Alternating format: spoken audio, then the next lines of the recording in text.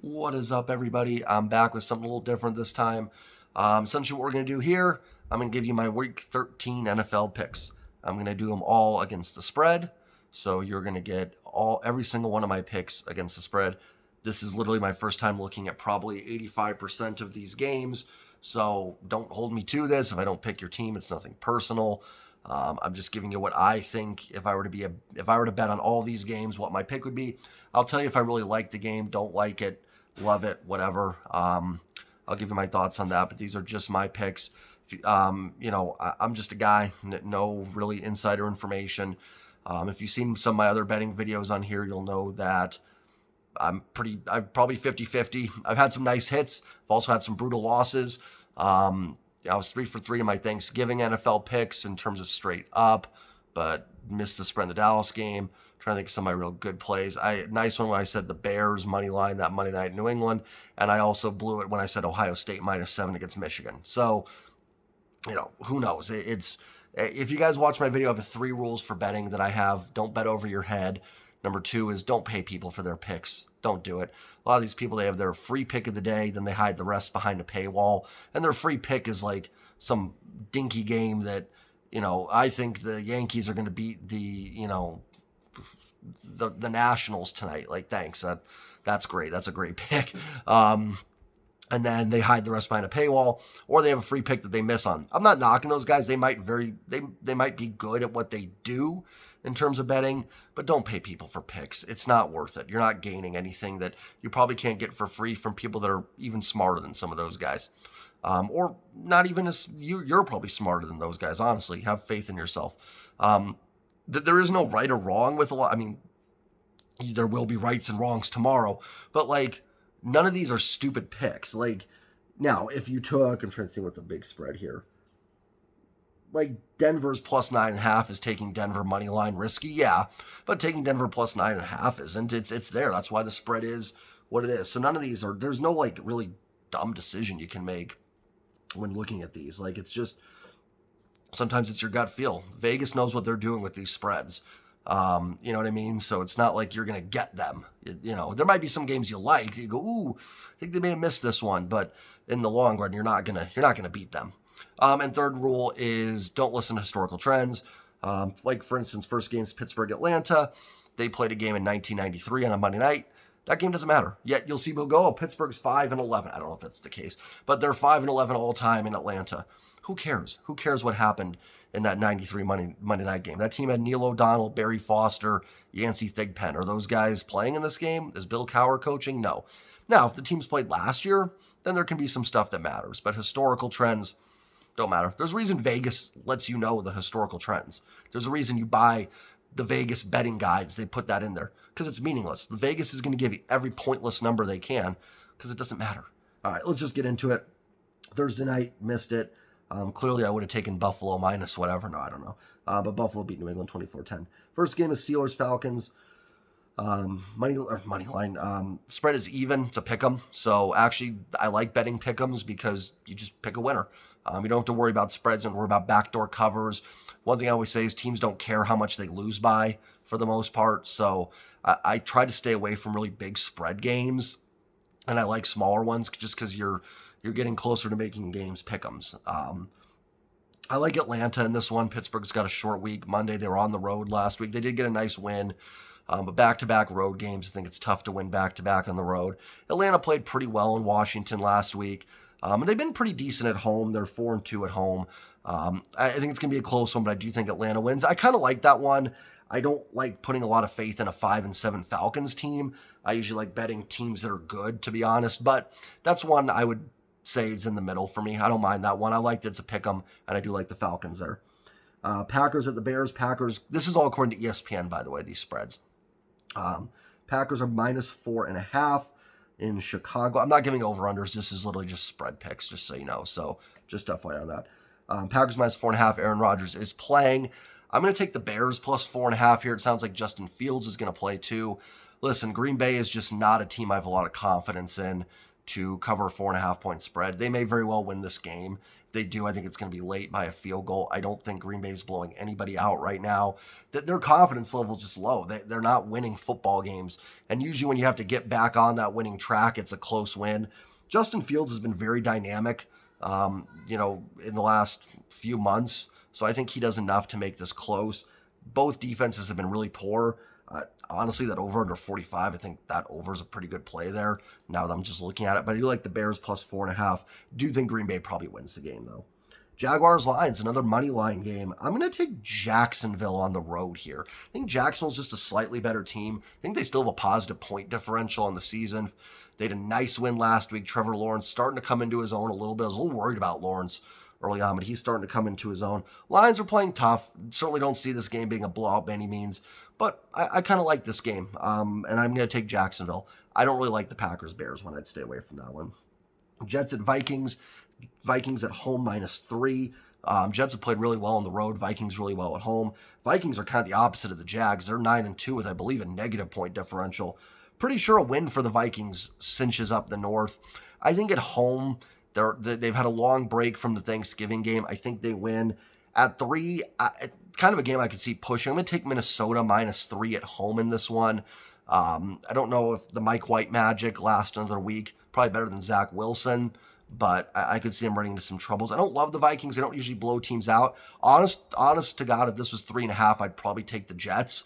But at 3, I feel pretty confident I could at least get a push in this one. I don't like this one really at all, but if you're going to bet, I do like Minnesota -3. Washington at the Giants. Big game, almost a playoff game there. Washington's -2. These are the two teams. I'm a Seahawks fan, so take that with a grain of salt with all this, I guess. I try not to be biased, but it creeps in probably. Washington, Giants, and Seattle, probably 3 teams fighting for the final 2 spots. This is essentially a playoff game here, and they'll play again later in the year in Washington. Washington's been really hot. The Giants have been really cold. Giants' schedule is brutal down the stretch.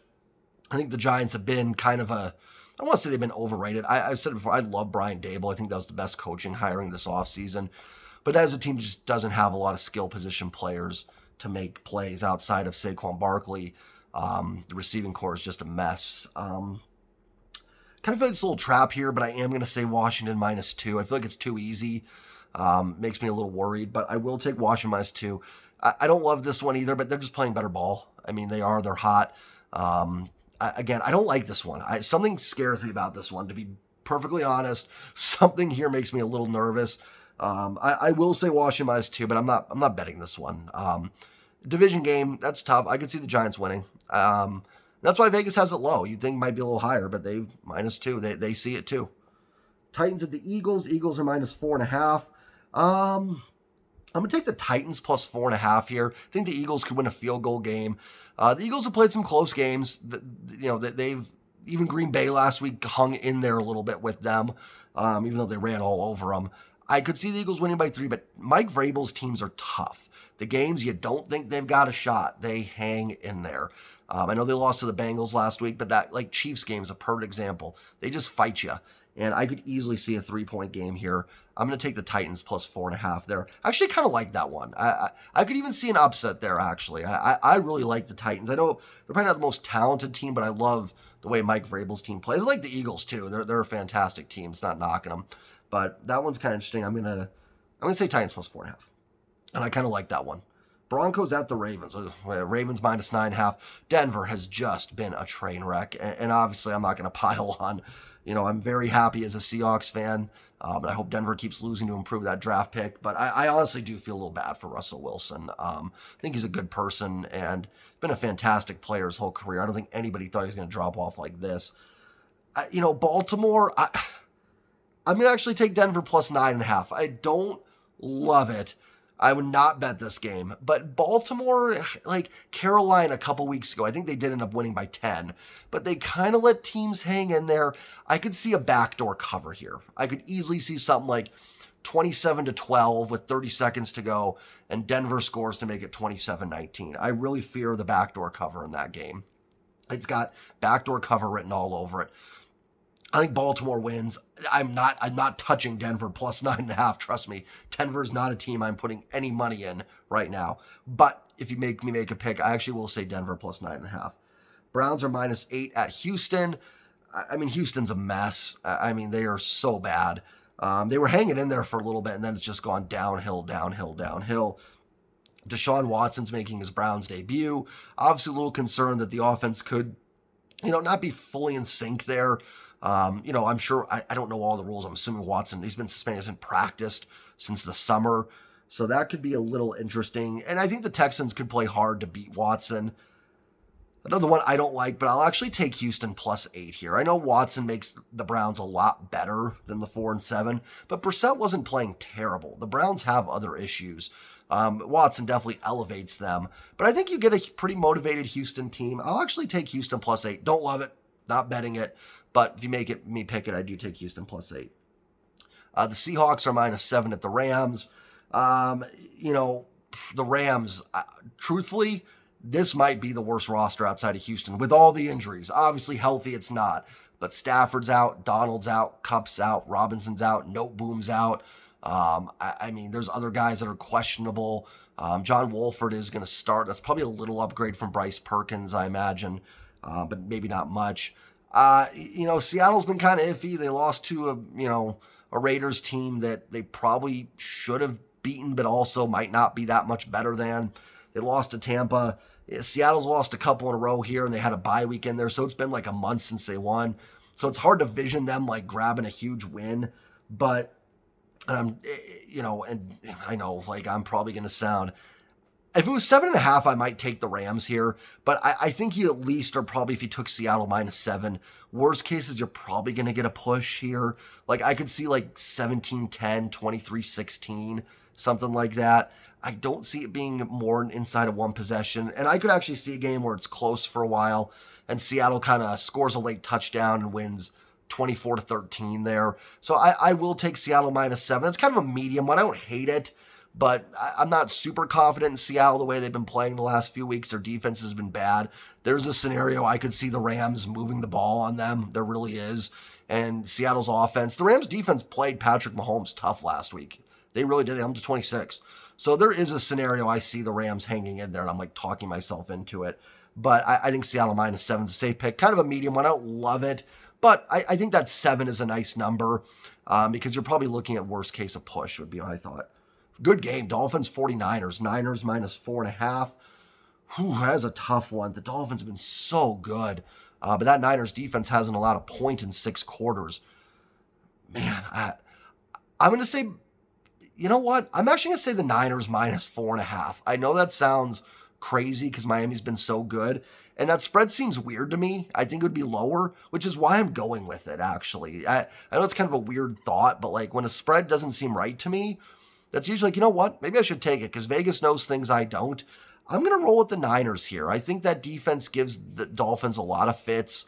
Again, I could totally see Miami winning. This isn't a knock on them, but I'm going to go with the Niners here, -4.5. I think at home they make a statement. I mean, honestly, a possible, not maybe the favorite, but a possible Super Bowl matchup. It's not out of the question the way both these teams have been playing. And the Niners, that defense is so good. I mean, we'll see. We'll see. A great test for them. I'm going to take a shot in the dark here and roll with the Niners. Here's the thing. I like putting money on good teams. Miami's a great team too, so it's not knocking them. But you know what? I'll go with the Niners. I'll give them a shot here. Chiefs at the Bengals. Chiefs are -2. I like the Bengals +2 here, actually. I think the Bengals might win this game. It's in Cincy. It's a late game at home. They beat them here last year. They beat them in the championship game. Primetime game. I think Burrow steps up. You're getting a good Bengals team for +2. I think that's good value there. I'm going to roll the Bengals at home in that game. I think that's kind of a sleeper upset one there. Chargers and the Raiders. That's actually going to be a fun one. Some good late games. Wow, look at 2 great late games. Dolphins, Niners, Chiefs, Bengals. Chargers, Raiders is going to be fun. Then you got Seahawks, Rams, which might not be. But Chargers, Raiders. Raiders -2.5. That's a little interesting. I'm a little surprised at that. But the Chargers haven't been perfect this year. They played a lot of close games. They've won some, but they've been playing, a little survivor ball this year. Raiders have won 2 in a row. Josh Jacobs, fantastic game last week against a weak Chargers run defense. I don't know about this one. I'll just go back. I like the Bengals +2. That's what I'd play. You're getting a good team. Almost had to pick them there to an extent. Man, this is a tough one, this Chargers-Raiders one. I'm actually going to go Raiders -2.5. I know that sounds crazy, but I'm going to give them a shot. They've won a couple in a row here. Like I said, the spread seems odd to me, so let's play into the oddness. Vegas maybe knows something here. Let's go Raiders -2.5 at home. Colts at Cowboys. Cowboys -10.5. Don't love it, but I'll take the Cowboys -10.5. This is one of those, like, you don't get cute on it type games. It's a big spread game. Those are kind of scary because you run the backdoor covers are there. But the Colts are kind of a mess. And the Jeff Saturday magic kind of wearing off a little bit the last couple weeks. Dallas is arguably second best team in the NFC behind Philly. You could maybe even make the case. I wouldn't be shocked if Dallas beat Philly in a playoff game. I'll put it that way. So I wouldn't get cute there. I don't love it just because 10.5 is a big spread. But Dallas -10.5. And Monday night, Saints at Bucks. Bucks are -3.5. Man, the Saints are the team that, like, you think they're that one team. It happens every year. There's always a team that when you think they're going to lose, they win. When you think you're going to win, they lose. That 3.5 scares me. I'll take the Saints +3.5. If it was at 3, I'd probably take the Bucks and think about the push. But I think the Saints can keep that close. I think they have a chance to win, and you're getting 3 points plus another possession, or that 3 points covers you essentially if Tampa wins a close game. Those are my spread picks for the week. Hate them, love them. It is what it is. I'm not guaranteeing anything. I told you some of the ones I like, some of the ones I don't like. It is what it is. You can hate me for your picks. Trust me, it's not going to have, and my picks will have zero impact on your team's game tomorrow. Let me assure you of that. So please like, comment, subscribe. Please sub up if you like the content. Really helps me out a lot to grow my channel. Thank you for the 153 people that have subscribed. And I will see you guys later. Maybe I'll come back tomorrow night and look at these picks. I also didn't even write them down, so this video is going to have to be my reference point for it. I hope I'll remember most of them, and we'll come back and see how I did. I'm not afraid if I go 0-16, so be it. Maybe you'll know then to just do the opposite of what I say, and that'll be a great tool for you. So I'll see you guys later. Peace.